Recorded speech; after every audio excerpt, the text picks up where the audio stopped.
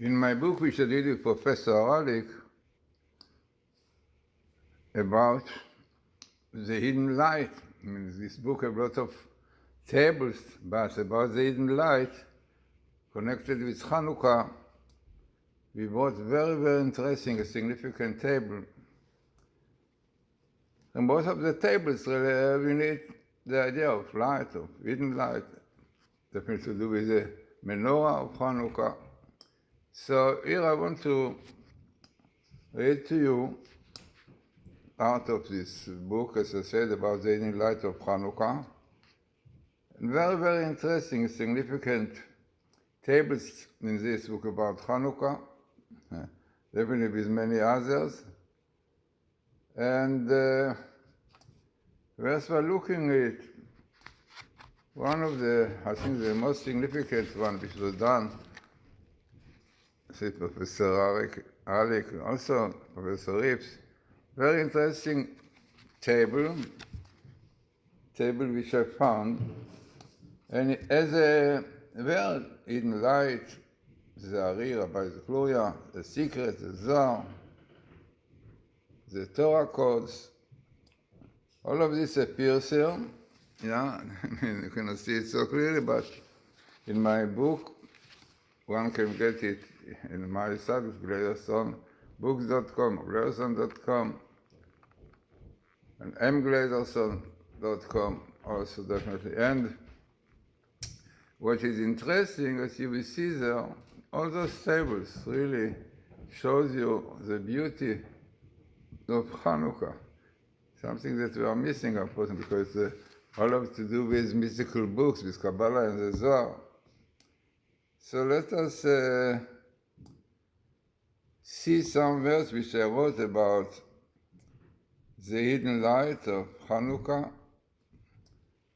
and altogether the idea of the hidden light, which definitely has to do with the menorah in the temple, because the menorah in the temple is the basis of the menorah that we lit on Chanukah. So definitely all of this goes together. So first, maybe before discussing the hidden light to do with Chanukah, let us bring something which is about the hidden light in the book. This is really what you see, the hidden light coming, very interesting, and Professor Oralik analyzes it, that it is 1 to 10,000. And you can see clearly the connection with the hidden lights and Chanukah. This was found by Professor Oralik, basically, yeah? And then we have many, many more tables about the hidden light. As I said, this one, basically is statistically, as Professor Oralik analyzes, it is 1 to 100,000. So let us see some interesting verse in my book about the hidden light altogether, with the concept of hidden light. So the Or HaGanuz, which is the hidden light, is the ancient primordial light that illuminated the world for the first 36 hours, that on Friday, before the sin of Adam. So the light was the light of the hidden light, and 36 hours of creation, it was shining. Shabbos, up to the end of Shabbos came, and darkness then came. So after this, God concealed the light. It is known, something in the Torah. So 36 hours it was shining, and family, very familiar the idea.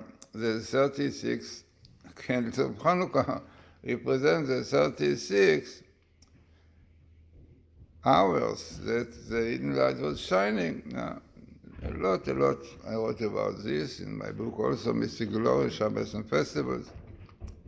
So after God conceals the light, so some of the light is being saved for righteous in the world to come. This is what is written. So those who study Torah, toil in it, live by it, earn to be close to God, and who are constantly trying to improve themselves, moving in the direction of God, holiness, also get a glimpse of this hidden light. So this is a lot written about it. Hidden light is clearly a pair of semantically related keywords. Therefore, it is natural to explore all four keywords in the Or and light. So this is exactly what now in the book, the explanation of this table we saw, which is 1 to 10,000, which Professor Ehrlich found, and he explained exactly what is behind the table, statistically. But let us carry on a little bit with the idea of the ancient light, hidden light. The light of the golden menorah of the temple was illuminated with some of this hidden light. This is also the light of the Chanukah menorah. Its 36 candles represent the 36 hours that the hidden light illuminated the world. That is one of the reasons why we are not allowed to make use of the light of the Chanukah candle. It is known, important to know, one very important laws of Chanukah. So although we see it, but not to use it, and it makes efforts that all who pass our homes see it too. It's important to show it. We show the great miracle of Chanukah, hoping that we have them now also. So thus it is natural to link the key word hidden light with the menorah and the secret, definitely. So many other tables on the same line. So the hidden light shines on Chanukah, unbelievable. So as we mentioned, really, the hidden light can be found in the Torah, especially the Kabbalistic world and the Torah codes. It would be natural to look for keywords like Zohar, Ari, Ba'azukluya, Torah code, and hidden light. So definitely, this is really the basis of the codes which are doing here. Very interesting explanation about this number 36, yeah. 36, 6 times 6 definitely represent the very high level of holiness, of sanctity, because 6 is the number of holiness, of the sphere of Joseph, the sphere of Yesod. So 36 times also the Roker says that we have in the Torah name, or the verse, better to say, to do with light, candles, light, and so on. So this hidden light is the ancient and primordial light that illuminates the world for the first 36 hours of creation, as we said.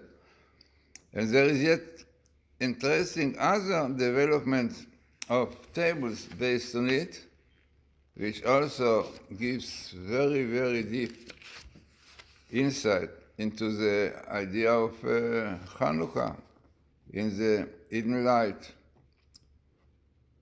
What I brought also in this book, I mean, as a Torah code, this is Professor Ehrlich, many tables, and every table really is explained statistically, and some of them are very, very significant as well, seeing it, because it's very important to know about what our Bible code. The Bible code is something which goes with Kabbalah, with the Zohar, I mean, explaining a lot of concepts of the Zohar, hidden light, yeah. So the hidden light, which is the hidden light, manifests itself in many ways in Chanukah. Some related keywords, those that we use definitely shows it, yeah. So this study is an example in which all these related terms cannot be shown on a single cylinder because the various ELS is equilateral things, don't all have common resonance, but they all are individually related to the hidden light. For each of the key words, we find the best meetings between the ELS. I mean, this is one important principle, that what gives a lot of power to Torah called tables is when it is good meeting, best meeting, definitely. This is what we have here. So, as I said, most of the book refers to the table statistically, and as I said, the idea of the hidden light to do with Chanukah, and very, very important. So the hidden light also to do with Lag BaOmer, but this is something else. But hidden light is very, very important concept to understand a lot of things. Yeah. About the hidden light, yeah, as we said, the Rokeach says that 66 times in the Torah the word light, or candles and so on, again 36. We know quite known that there are 36 righteous people who are the basis of creation. Lamed Vav Tzadikim, yeah. Some connected it with a verse with Jacob, Vayar lo Hashem, the sun was shining to him, Lamed Vav 36. It was really this hidden light of the 36 hours was shining to Jacob. 36 represent, as we said, completion of the sphere of Yesod, which is the sixth one, and very interesting tables about it, as we said. One of them is the table that you see here, yeah, which I found, and also it is 10 to 10,000, it's 1 to 2,000, but it is interesting one which, as in it, the hidden light. Its light is the ancient light. Amazing. This is what you have in this table. All right, what is really hidden light? So as I said, a lot behind this concept to do with Chanukah, yeah, and very, very much about it. We have in many other books. I wrote a lot about it, as I said, Mystical Glory. And tables, many tables about Chanukah were done by Doron Wistung, yeah. And I found in these tables really the word or Aganuz hidden light, like this table. You have many others, but the famous known thing is that Chanukah, the light of Chanukah, the hidden light, was in the bar that they found, in the temple, right? And this oil really in the temple, according to tradition, is the oil that Jacob forgot, on the way, River Yabok, and this was which brought him to the fighting with the angel. This fighting, according to the Midrash, is a fighting between the Samar, the evil angel of the Satan of Amalek. He managed to eat Jacob, many generations, according to the Zohar. This was generation of, unfortunately, the generation in Jewish history, Holocaust and so on. And we know that the end was a happy end, that the angel blessed him, admitted that he deserved the blessings and so on. But as I said, all of this really is to do with the battle between Edom, Edom, the word Edom. The Greeks all were fighting against the light of Torah, of Judaism.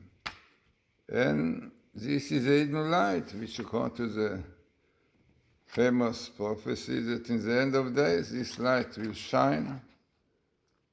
And the whole world, you will see, those will deserve definitely, yeah?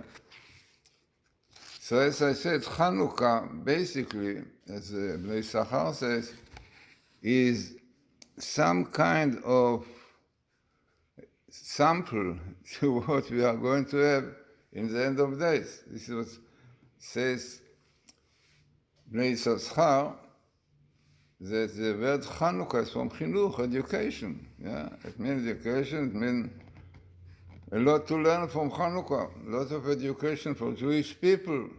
Yeah? How to fight against impure forces, evil forces, right? We have all of us up to today, anti-Semites, all those want to destroy Israel. So Chanukah is important teaching. Yeah, not be afraid of power. Yeah, only few as Menahem managed to finish the whole empire of Greek, as the prophet Zechariah said, which we read in the Haftarah of Chanukah. לא בכוח ולא בחיל, not with force, not with soldier, with army. ברוח Hashem, by the wind of God, with the רוח Hashem, he will win. כי אם ברוחי אמר Hashem, with my spirit. So you can see Chanukah is example, a chinuch for it. Few people managed to destroy empire which already disappeared from the world. The Greeks of today is not the Greek of that time. Teaching us very important that the power of Jews is not in weapons, in tanks and so on. Yeah, the more soldiers we have, they need more soldiers from Yeshiva. Will not help anything. Only God will help, and God else will keep the Torah. We are studying Torah, we know.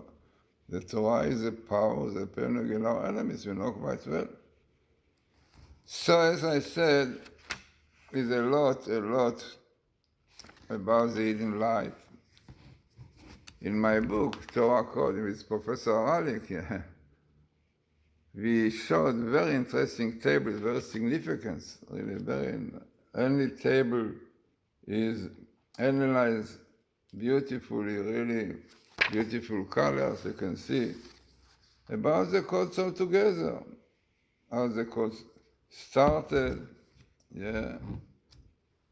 And as I said, almost in fact, every table is analyzed beautifully, yeah, and shows us what is Torah code and Kabbalah.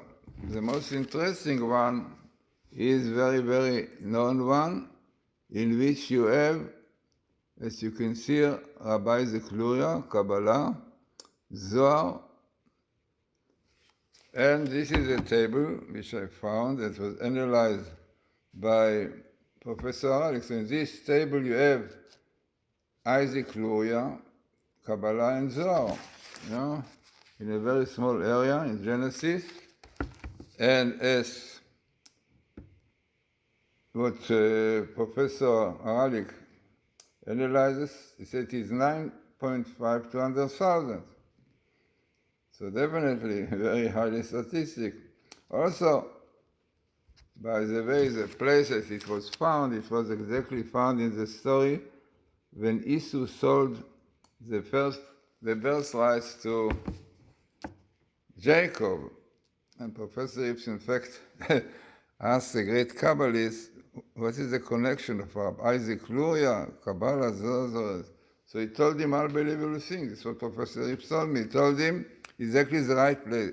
Why? Because priests who normally were supposed to offer sacrifice and so on had to know many secrets, In heaven, there are different worlds, different angels, and all. Each really offering has to do with another one, and a lot of intentions a priest should have. definitely by knowing the Kabbalah, by everything, by knowing the secret. So we know quite well that if Esau would not sell the birthright, he will be a Kohen, he will have to know all these secrets. But once he gave it to Jacob, so he got also the secrets of the Torah.